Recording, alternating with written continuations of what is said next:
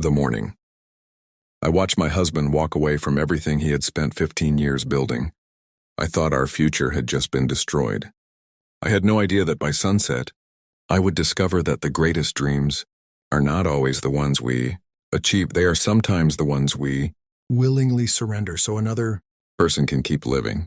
What happened that bright spring day changed the way I looked at love, sacrifice, and the quiet heroes who walk among us every single day without asking for recognition. If stories about kindness, hope, and second chances inspire you, welcome to Tales Maybe. Feel free to share your thoughts in the comments. And if you enjoy heartfelt stories like this, consider following the channel for more emotional journeys that remind us how powerful compassion can be. The day began with brilliant sunshine pouring through the kitchen windows, painting golden rectangles across our worn wooden floor. Birds sang outside while the scent of fresh coffee drifted through our little home on the edge of town. It should have been one of the happiest mornings of our lives. My husband, Corwin Hale, was finally preparing to buy the fishing boat he had dreamed about since he was a teenager. For 15 years he had worked double shifts as a mechanic, skipped vacations, repaired old furniture instead of replacing it, and saved every spare dollar inside a small metal box hidden in our bedroom closet. That boat was never just a purchase.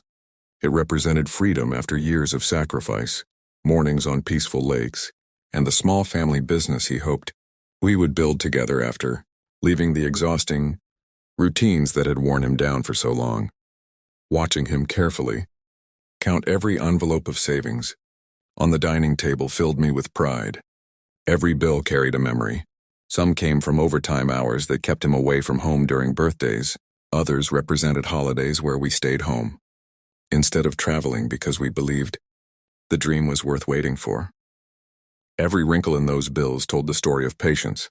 Corwin smiled with the quiet satisfaction of someone who had earned every step of the journey. He wasn't the kind of man who celebrated loudly.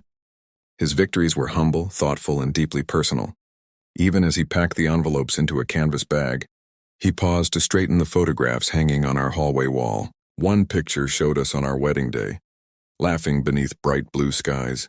Another captured us planting our first garden together. He always believed dreams meant little if they weren't shared with the people you loved. We climbed into our aging pickup truck just before noon. The drive to the marina took us along winding country roads lined with blooming wildflowers and endless green fields dancing beneath the warm breeze. We talked about how the boat would change our weekends, how maybe one day we would teach neighborhood children to fish, and how peaceful life might finally become after years of struggling to stay afloat financially. Every mile carried hope. About halfway to town, traffic suddenly slowed to a standstill. Several cars had gathered near the entrance of a small community park where volunteers were organizing a charity event. Curious, Corwin pulled over. We learned that a young father named Nolan Mercer had collapsed unexpectedly during the fundraiser. He suffered from a rare heart condition and urgently needed emergency surgery that his family simply couldn't afford. Local volunteers had been trying for weeks to raise enough money, but despite everyone's generosity, they remained painfully short of the amount needed. The ambulance had already taken Nolan to the hospital, leaving behind frightened volunteers, tearful relatives, and a donation board that revealed how impossible the remaining goal seemed. I expected Corwin to offer a small donation before continuing our trip. Instead, I watched him stand silently beneath the bright afternoon sun, reading every handwritten note pinned to the display board. Children's drawings covered one corner, each one wishing for their father to come home healthy again. One tiny picture showed a family holding hands beneath a smiling sun, with uneven letters spelling, "Please help Daddy." Something changed inside my husband as he looked at those drawings. He didn't speak for several minutes. His eyes remained fixed on the little crayon pictures while people moved quietly around us. I noticed him gripping the canvas bag tighter with every passing second. Finally, he asked one of the organizers how much money was still missing. The answer seemed impossible. The amount remaining was almost exactly what we had saved for the boat. A strange silence settled between us. I could almost hear our future balancing on the edge of a single decision. My mind raced through everything we had sacrificed over the years. I remembered cold winters when we delayed fixing the heater, birthdays celebrated with homemade cakes because restaurants were too expensive, and evenings when Corwin came home exhausted after working 14-hour shifts. All those memories lived inside the canvas bag hanging from his shoulder. Without saying another word, Corwin walked toward the donation table. My heart pounded so loudly I could barely breathe. He placed the entire canvas bag onto the table. The volunteer looked confused at first. Then she slowly opened the bag. Her hands began trembling as she realized what she was seeing. Tears filled her eyes before she even finished counting. People nearby gradually understood what had happened. Some covered their mouths in disbelief. Others simply cried. I stood frozen. Part of me wanted to stop him. Another part already knew I never could. The man I married had always believed that money was temporary. But human life was priceless. Still knowing that truth didn't erase the shock of watching 15 years disappear within a few quiet moments. We drove away without visiting the marina. Neither of us spoke for nearly an hour.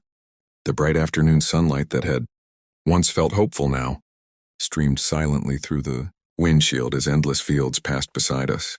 I stared out the window wondering how we would recover. I wondered whether dreams could survive after being given away. When we finally reached home, Corwin sat on the porch steps watching the golden light stretch across our yard. His shoulders looked lighter than they had that morning. Mine felt heavier. That evening I wandered into our bedroom and opened the closet, where the little metal savings box had rested for years. It was empty now. The dusty outline it left behind somehow hurt more than I expected. It reminded me that some chapters of life close without warning. The following days were difficult. Reality arrived quickly. We postponed repairing our leaking roof again. Bills continued arriving. Corwin returned to the garage, working the same long shifts with grease-covered hands. Neighbors heard rumors about what had happened, but my husband avoided attention whenever anyone tried thanking him. He insisted countless other people had also donated what they could, and that everyone deserved equal credit. I admired him. I also struggled. Some nights I secretly cried after he fell asleep, mourning the future we had planned together. Then guilt would wash over me because somewhere across town another family still had hope because of what we had lost. Weeks later, the hospital announced that Nolan's surgery had been successful. The news spread throughout the community faster than anyone expected. Local newspapers shared the remarkable story of anonymous generosity. Volunteers described how one extraordinary gift had inspired hundreds of additional donations, allowing the fundraiser not only to reach its goal but to create an emergency fund for future families facing similar crises. Corwin never told anyone his name. Someone else eventually did. Within days, our quiet life changed. People began leaving handwritten thank you notes in our mailbox.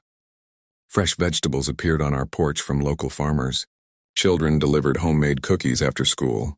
Elderly neighbors waved with unusual warmth whenever we walked through town. None of these gifts replaced the boat, but together they reminded us that kindness has a way of multiplying beyond anything we expect. The greatest surprise arrived several months later during the annual community festival.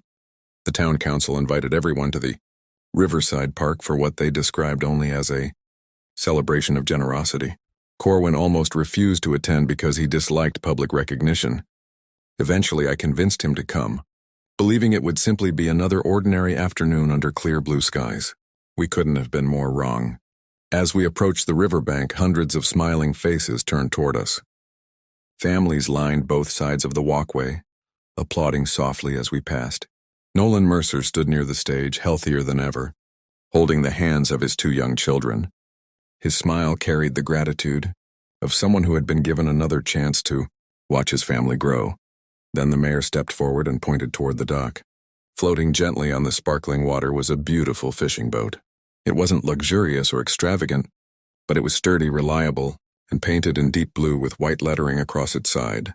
The name read Second Chance. The mayor explained that after hearing Corwin's story, dozens of local businesses, fishermen, mechanics, carpenters, and neighbors had quietly worked together for months. Some donated materials, others volunteered labor. Retired craftsmen rebuilt the engine. Students helped paint the hull. Every person contributed something, small until together they created something extraordinary. Corwin had sold his dream to save one life, An entire community had rebuilt that dream.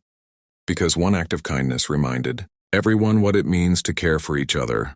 As tears rolled down my face, I realized that the boat itself was no longer the greatest gift. The true miracle was discovering that compassion spreads from one heart to another like sunlight across still water. One sacrifice had inspired hundreds of people to become kinder than they were the day before. Years have passed since that unforgettable spring morning, but whenever I see Corwin guiding Second Chance across the calm river, beneath bright afternoon skies, I no longer think about everything we lost. I think about the father who watched his children graduate, celebrate birthdays, and grow into adulthood, because someone chose another person's future over his own dream. I think about neighbors who became lifelong friends because generosity united them. Most of all, I think about the quiet strength of the man I married, who taught me that the richest people are not those who hold tightly to their dreams, but those who are brave enough to share them when someone else's life depends on it. Before this story comes to an end, we'd love to hear from you. What is the greatest act of selfless kindness you have ever witnessed or experienced? Share your story in the comments. It may inspire someone who needs hope today. If this story touched your heart, thank you for spending these moments with us on Tales Maybe. Your thoughts, reflections, and support help keep meaningful stories like this alive. Never underestimate how one compassionate choice can change countless lives. Sometimes the dream we give away becomes the miracle that returns